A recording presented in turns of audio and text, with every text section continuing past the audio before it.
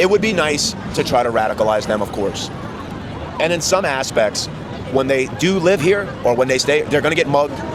They're going to have somebody harass them, sexually harass a woman, and that's going to like turn a switch on a little bit and maybe get the gears moving, you know, and maybe they can have some sort of racial awakening and say like, hey, you know what, like look where I am, like this is what happened. Maybe those aren't so crazy.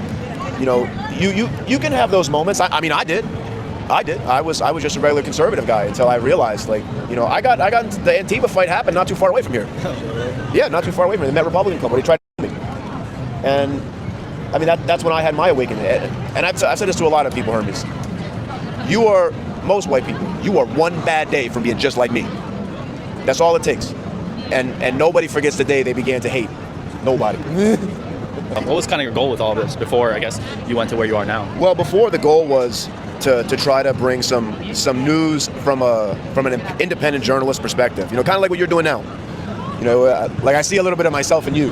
Like I remember doing this stuff and coming out and trying to talk to people, gauge where they're at, because the news had like distorted everything so much, especially when Trump was first running, and it made it seem like, you know, all these conservative people are super racist and they hate the blacks, they hate this one, they hate that one.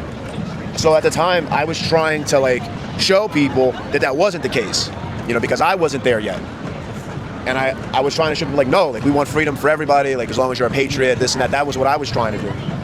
And I thought that coming out and talking to people would be the way to do it. And it was for a while, you know, but when everything came to a head, I realized that no, that the conservative ideology is just not going to get it done. It's too weak. It's too cowardice. You know, they don't want to say. They don't want to say it. Yeah. So they don't want to say it. And it's just a fucking word. Yeah. But they won't go that far to just name your enemy. All right, you don't want to be like me, where you want to see them all. Fine, fair. But at the minimum, just fucking know your enemy. You know what I mean? They don't like you. They'll kill you. Simple and plain. You know, and that was what kind of also. I'm like, yo, they're just cowards, and they don't want to go down that road, and it pissed me off. So that's when I just came over to the far right, man, and I've had the best time. They genuinely care about their people, and they do hate other people, but it's because they harm what they love. Yes, right? exactly. It always comes back to that. It's not about hate. It never has been. It's no, our community's wonderful. I have seen they are some of the smartest and most creative people that I have ever met.